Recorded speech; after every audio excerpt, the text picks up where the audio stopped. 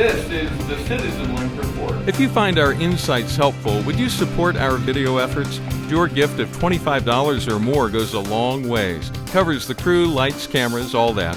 Just click on Donate. Thanks from all of us. Some people on Capitol Hill are raising the possibility of shutting the government down over the budget, including the implementation of Obamacare.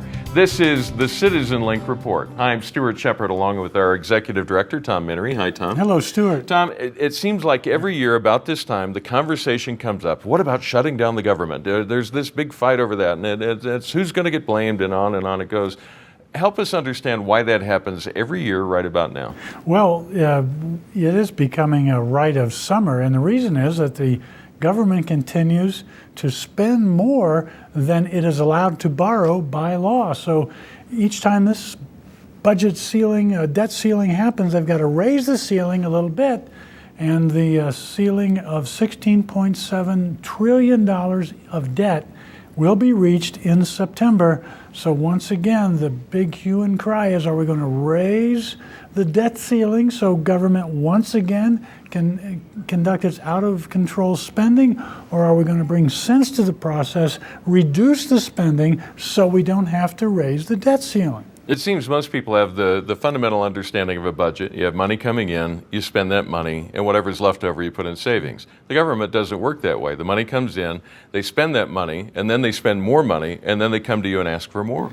Well, that's right, because the debt that's coming due now, the ceiling for which has to be raised, is a result of laws that were passed years ago. And so the chickens are coming home to roost. And I don't know what the conservatives in the House, the Republicans, will do to try and skirt that reality, or what deal they will require of the White House before they will agree to raise the debt ceiling. But it's going to be a vicious squabble yet again as soon as the House and Senate comes back from its August recess. Now, when we talk about shutting down the government, essentially what that means is there's not cash to pay the people who run the federal government, so most everything stops for a period of time. Sometimes they get back pay. It's not like there's some huge impact on the families who are involved, except in the short term. Is it a good thing, a bad thing? Is it neutral? What do you think? Well, I think overall it would be a bad thing. There are a lot of people who are so upset with federal spending that they say just shut it all down. Not good. And particularly if the president, who has the executive authority to prioritize spending, if he shuts down the air traffic controllers first, and then the back operations of the numerous academic studies about ridiculous things second, then it will create an uproar.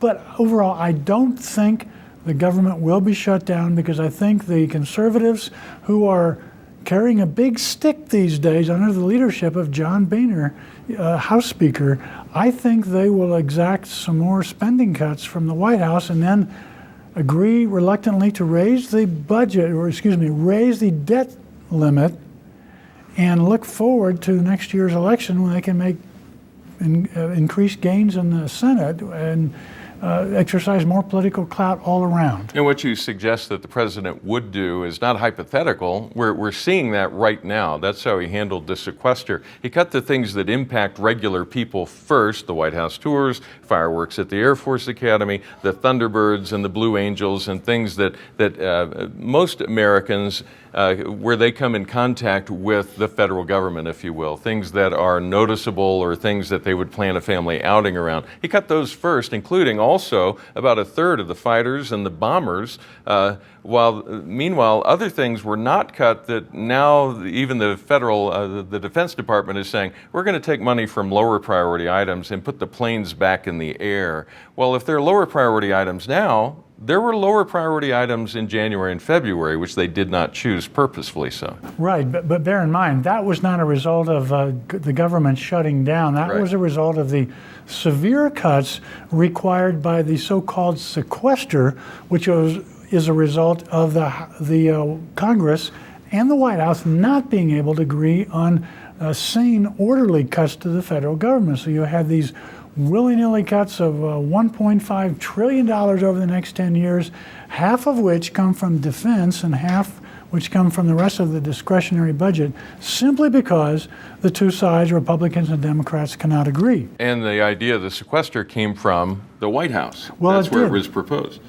And it was such a draconian cut, thought to be something so horrendous that nobody would vote for it, that they would solve the problem of government spending before allowing this drastic sequester cut to take place, that they would solve the problem. They didn't solve the problem. We have the sequester. We are living under it, and it will grow worse in the years ahead if something else is not done. But at least federal money is being cut out of the budget. So when people think, what good is all of this argumentation, all of the controversy? The good is that money is being cut. Let's talk about the current conversation. What's the connection between it and Obamacare? Some people have the impression that Obamacare was set up in a way that it cannot be cut, that it's just a train that was set in motion and Congress can't do anything about it, but that's not the case. I'm not really sure of the ins and outs of that. I do believe that since Congress has the power of the purse, they set budgets that they will be able to withhold money to pay for some Obamacare spending. And it may well be that the House Republicans will want some changes in Obamacare or a repeal outright in exchange for giving the president the ability to raise the debt limit one more time. They're holding their cards close to the vest, and we'll have to wait to see after the recess what they're going to put on the table. Meanwhile, we're going to see people walking up to the microphones and the cameras every evening telling us that any cut to anything is terrible and awful and will hurt these people, and they'll bring the people into the camera view. Are cuts a bad thing or are they a good thing? What do you think? Well, they're a necessary thing. One of the areas where cuts have to be made are in entitlement spending, Medicare, Medicaid. Those are the entitlements that are growing out of control and which no one seems to have the will to cut. And it's for obvious reasons. You don't want to cut money that helps poor people.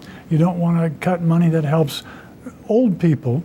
And nobody wants to do it, and they can't afford it, and we'll have to wait to see what happens. Now, the media always makes this about who gets the blame if the government should shut down, and even anticipating that, they'll start pointing fingers this way and that.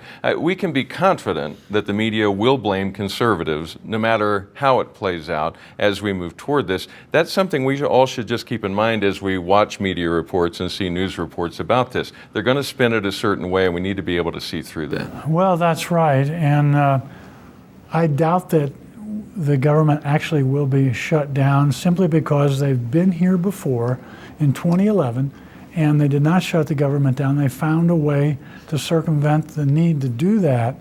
And everybody's looking forward to the midterm elections next year when the people will have to decide who to blame, so to speak. All right. As you summarize this, what should we be watching for and what can we learn from it?